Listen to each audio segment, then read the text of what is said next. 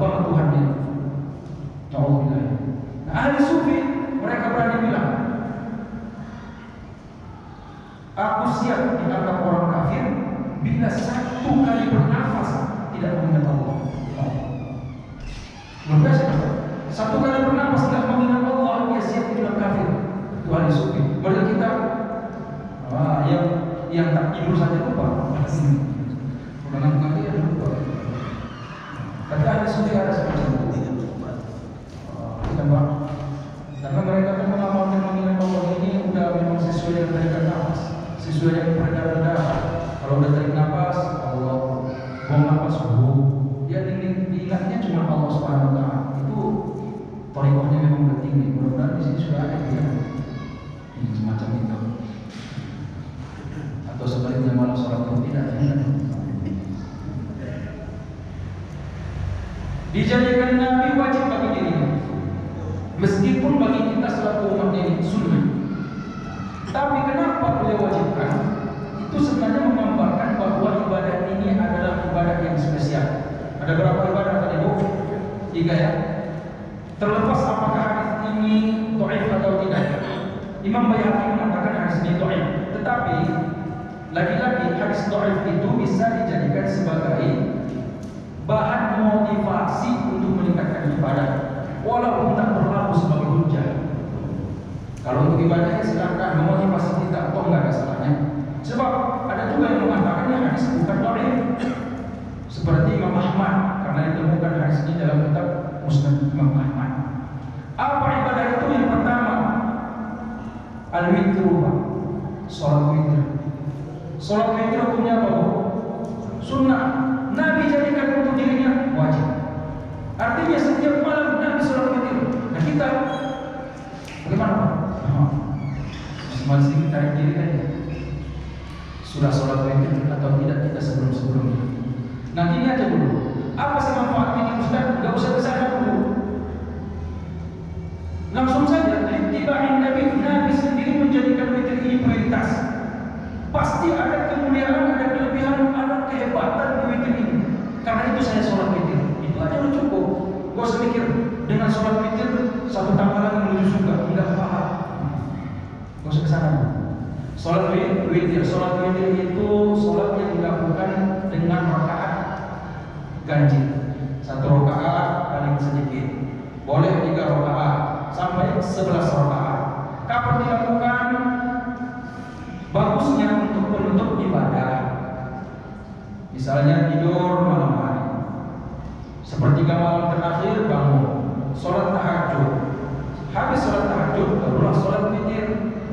Mau 1 rakaat silakan, 3 rakaat silakan. Sesambungnya ini. Bagaimana Ustaz kalau saya lakukan sholat witir di awal malam? Maksudnya gimana tuh? Habis sholat isya, saya langsung sholat tahajud. Karena kalau saya tidur nanti udah kecapean badan saya, takut nggak bangun. Begitu bangun nanti pas subuh saja Ustaz. Boleh tidak saya tahajud? Boleh.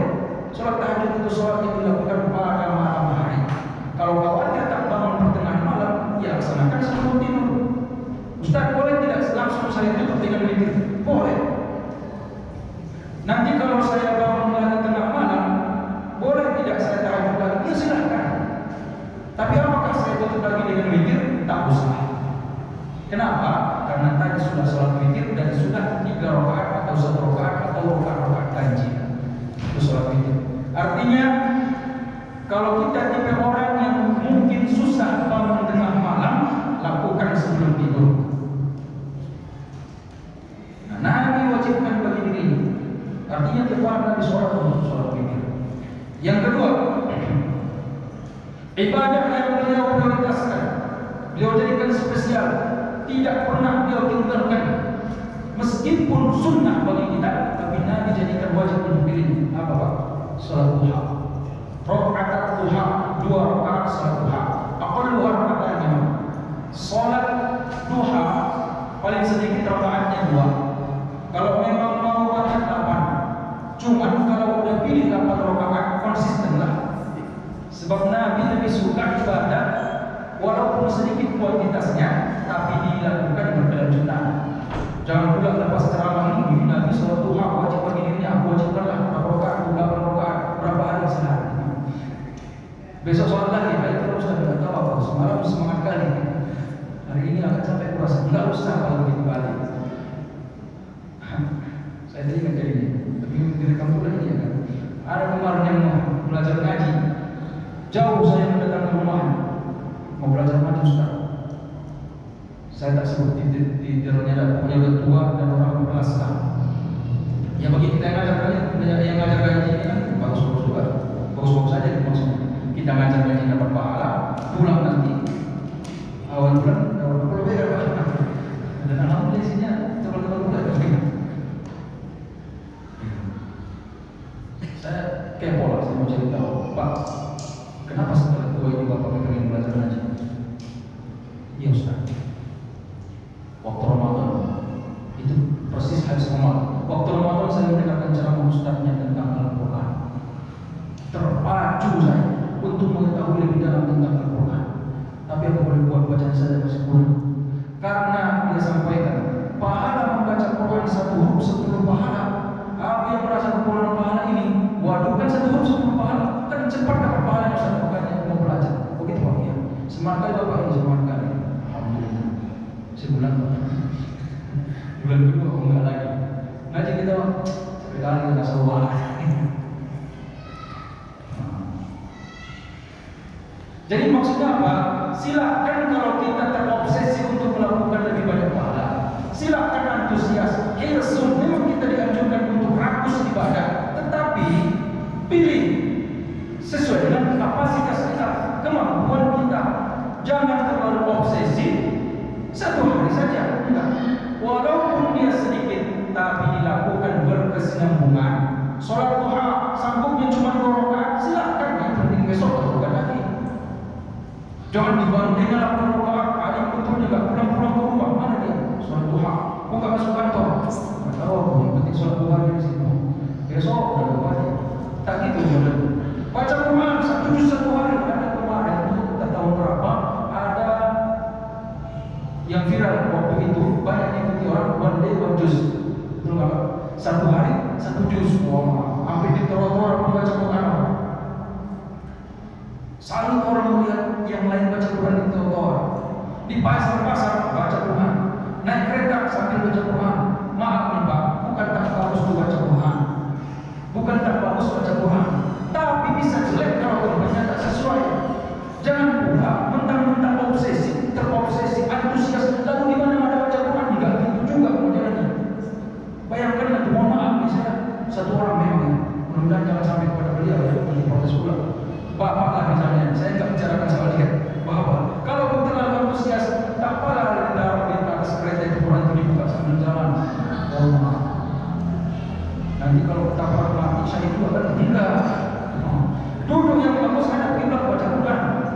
Imam As-Suyuti ada Al-Itqan fi Ulumul Quran, dia jelaskan tentang kata Quran di sana, baca Quran di sana. Ya sebagusnya ada kiblat biar konsentrasi baca Quran. Kalaupun tidak menghadap kiblat, cari tempat yang tepat. Kira-kira boleh tidak dipajak baca Quran? Boleh tidak dipajak baca Quran? Atau di atas trotoar? Yang viral itu kan di atas trotoar, orang-orang bisa kali baca Quran. Berapa lama coba? Ini udah hilang. Tak pada di situ. Kalau memang mau belajar Quran, ada harus Quran baca Quran, masjid kan ada, bukan masjid di situ. Tapi supaya membumikan Al-Quran enggak, Al-Quran itu dibaca di tempat yang baik.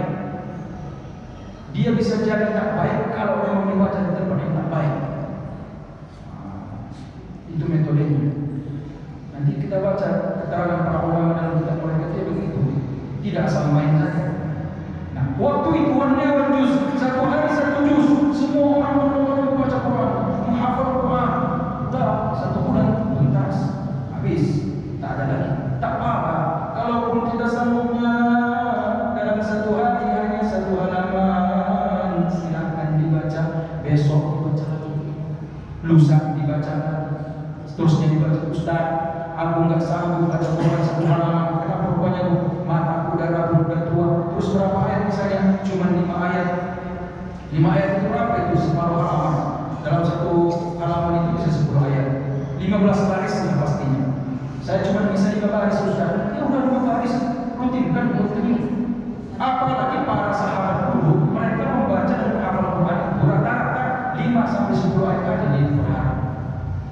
5-10 ayat. Yang kita ambil sedikitnya, kenapa? Kita tahu kualitas kita. Mereka menghafal Quran, mereka baca, mereka hafal, sekaligus tahu apa artinya. 5 ayat. Nah, itu aja diamalkan. Paling tidak walaupun tak tahu artinya, dia bacanya dulu. Kita pahami. Kita bisa baca dengan baik. Enggak bisa, nah disitulah kita bisa belajar. Dan tidak usah khawatir kalau baca Qurannya belum maksimal, belum bagus. Selagi proses belajar, pahalanya dapat 2. Pahala baca Qurannya, pahala proses belajar mengajar baca Qurannya. Jangan sebaliknya, udah tahu bacaannya tidak bisa, merasa paling bisa, tak mau lagi belajar, berharap banyak pahala. Pahalanya berlaku. Salah itu memang itu proses kawannya. Kenapa? Bacaannya itu nggak pas di telinga bapak yang nggak pas. Telinga yang lain? Bukan masalah nggak pas di telinga pak. Tajwid itu kenapa tidak? Saya sebenarnya nggak pernah belajar tajwid. Terus kenapa bapak bisa protes? Pokoknya nggak pas di telinga saya. Nanti pak pulang ke rumah korek dulu sedikit ya, baru datang lagi ke masjid. Rupanya begitu dikoreknya datang ke masjid, baru dah indah didengarkan bacaan. Rupanya ada yang masalah telinganya. Kalau